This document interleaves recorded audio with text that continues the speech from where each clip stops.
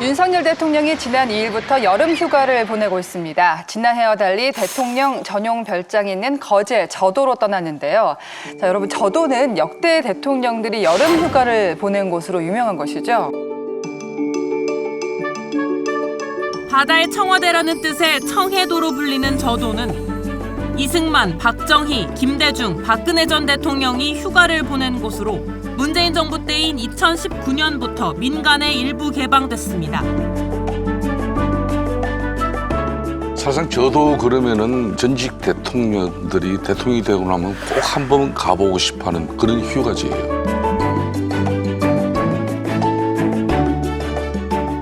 이 저도 휴가지는 이제 박정희 대통령 때 만들어진 것이고 일반적인 일반인들은 출입을 통제한 지역이죠. 이승만 전 대통령이 처음 여름 휴가지로 선택을 했었고, 그렇죠. 예. 그 다음에 이제 이걸 공식적인 네. 대통령 휴가지는 박정희 대통령 때 했습니다. 그래서 그 가장 이제 저도 휴가지에 대해서 인상을 우리 국민들에게 깊게 남긴 것은 아무래도 박근혜 대통령 시절에 이 모래사장의 그 저도의 추억이라는 저도의 추억. 예, 그거 쓴 거 아시죠? 네.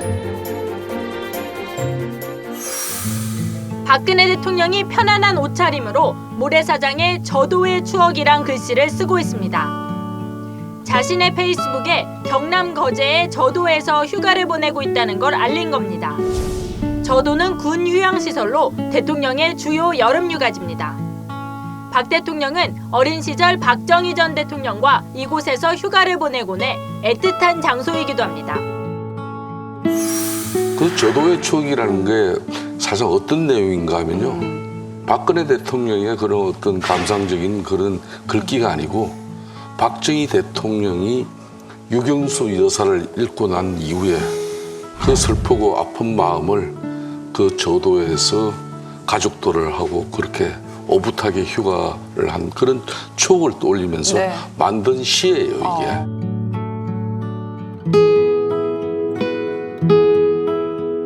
저도와 더불어서 또 하나의 대통령들의 휴가지라고 한다면 소위 청남대라고 얘기할 수가 있는데요. 지금은 이제 다 민간 개방이 되었습니다만은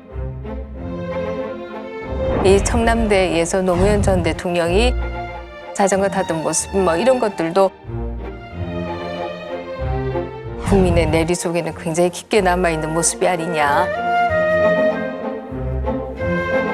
대통령 휴가는 첫 번째 휴식이고 또 국민들한테 보내는 메시지도 있는 거지 않습니까? 어느 지역에 가서 어떻게 한다. 근데 과거에 보면요. 박근혜 전 대통령이 휴가를 못 가고 뭐 다른 대통령들도 긴급한 상황이 되면은 휴가를 안 떠나고 청와대에서 쉰다. 그런 적도 꽤 있거든요. 그렇죠. 청와대라는 곳은 사실 매우 넓기 때문에 쉴 수 있는 공간이에요. 아, 그렇죠. 거기서는 이제 청와대 앞에 막아버리면 관저에서 쉬고 산책도 할 수 있고 뒤에 이제 그 북악산 쪽으로 등반 코스도 대통령 등반 코스가 있기 때문에 충분히 휴식을 할 수 있는 공간인데 너무 넓어서 단절된 느낌마저 네. 들던. 예.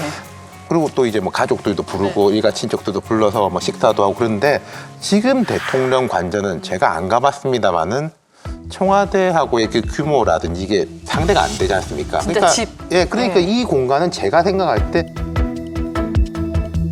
윤 대통령이 내가 어디 안 가고 휴식을 취한다는 게 성립되기가 조금 어려운 지역일 거예요. 그러니까 뭐 앞으로 대통령 휴가를 할 때도 관저에서 머무른다 이런 거는 성립되기 어려울 거예요. 윤 대통령 임기 내에는. 미국에서도 보면은 미국 대통령들이 백악관에서 쉰다 이런 개념은 없거든요. 백악관 되게 좁은 곳이에요. 그러니까 미국 대통령들은 뭐 캠프 데이비드로 간다든지 아니면 이 대서양 인근에 있는 우리로 치면 저도 비슷한 개념의 이런 휴양 섬으로 들어간다든지 그런 경우가 많죠. 국가 지도자, 정치 지도자들의 휴가는 각별한 의미가 있습니다. MB 같은 경우도 이 잘 쉬는 것도 전략이라고 그랬어요. 휴가 때 이제 전국을 다시 한번 이렇게 싹 되돌아봅니다. 네. 그럼 지금 윤석열 대통령께서는 아무래도 모든 게 내년 총선을 고민하고 계시겠죠.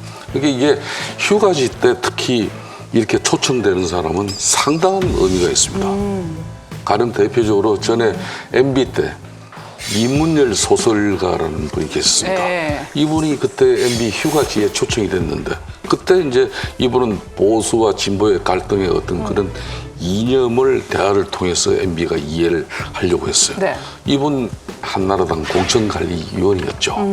막 그렇듯이 국가를 운영한다는 것도 사람이 하는 거기 때문에 많은 인사에 대한 고민을 하게 되는 거죠. 그래서 이제 이 휴가지에서 초청을 한다든지 관심을 가진 사람 같은 경우는 다음에 분명히 중요한 일을 하게 됩니다. 주목할 만한 부분은 그건 것 같아요. 되게 이제 그 부분 휴가 가가지고 뭐 하냐면 이제 이른바 정국 구상을 하잖아요.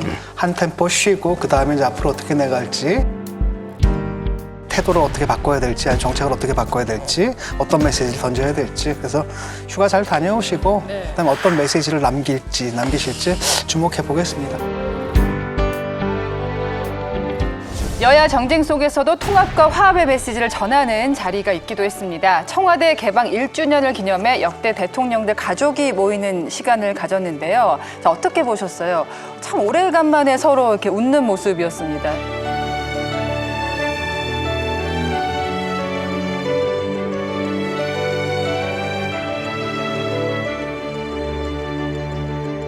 네, 그렇습니다. 정말 아주 오랜만에 보기 좋은 모습이 아니었는가 이런 생각을 하고요. 이 다 함께 모일 수 있었다라고 하는 건 정말 국민들에게 통합이 얼마나 훈훈함을 주는가 하는 것을 느낄 수 있게 했다 이런 생각을 하는데요. 그러나 정치학자로서는 그런 생각을 했습니다. 사실 대표적으로 민주화라고 하는 것을 우리가 설명할 때 협약민주주의다 이런 얘기를 합니다. 상김 시절까지는 협약민주주의여서 서로에 대한 존재를 부정하지 않았다라고 하는 것이죠. 그러나 그 이후의 정치는 이 협약의 정치에서 벗어나 버렸다. 그래서 우리가 다시 몇십 년 후에 노무현, 문재인 등등의 자제분들이 모여서 사진 찍을 수 있을까? 쉽지 않을 것이다.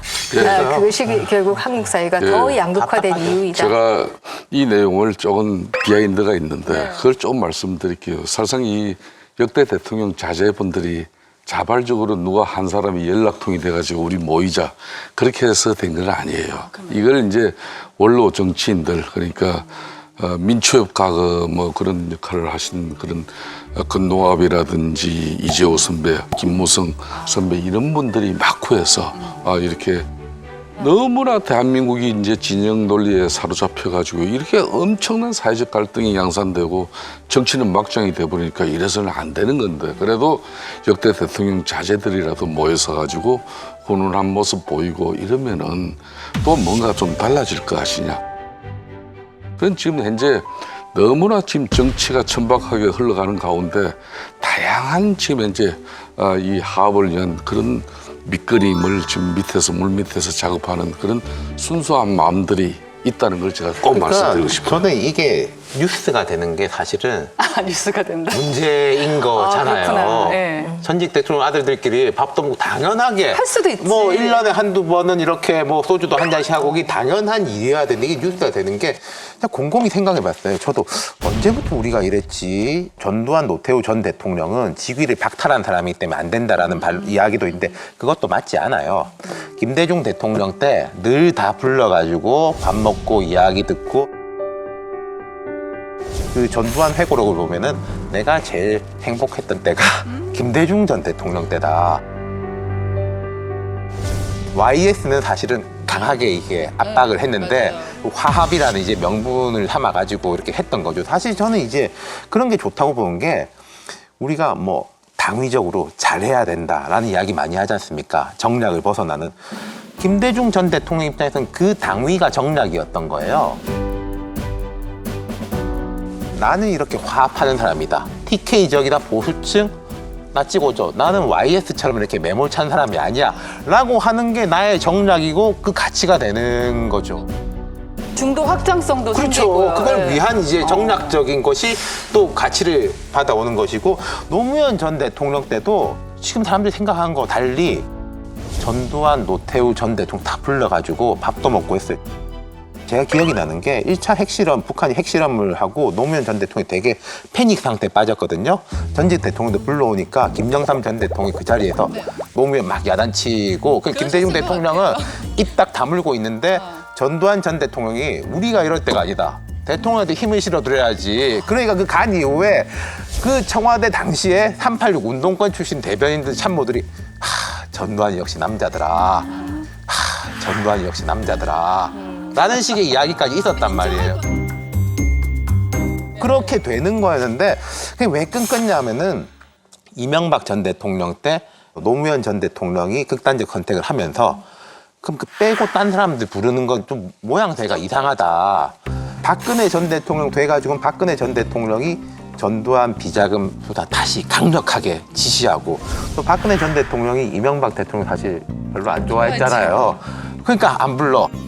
그러니까 그 뒤에 문재인 대통령 와가지고는 뭐 앞에도 안 불렀는데 나라고 뭐 그 사람들 보고 싶지도 않고 안 불러. 그럼 지금 윤석열 대통령도 앞에도 안 불렀는데 내가 뭐 굳이 부를 필요 있어? 이렇게 돼가고 이게 비정상이 정상화된 거예요, 이게. 여러분, 여기를 눌러서 구독을 해주시면 강적들 컨텐츠를 빠르게 만나보실 수가 있습니다. 알람 설정도 잊지 말아주세요.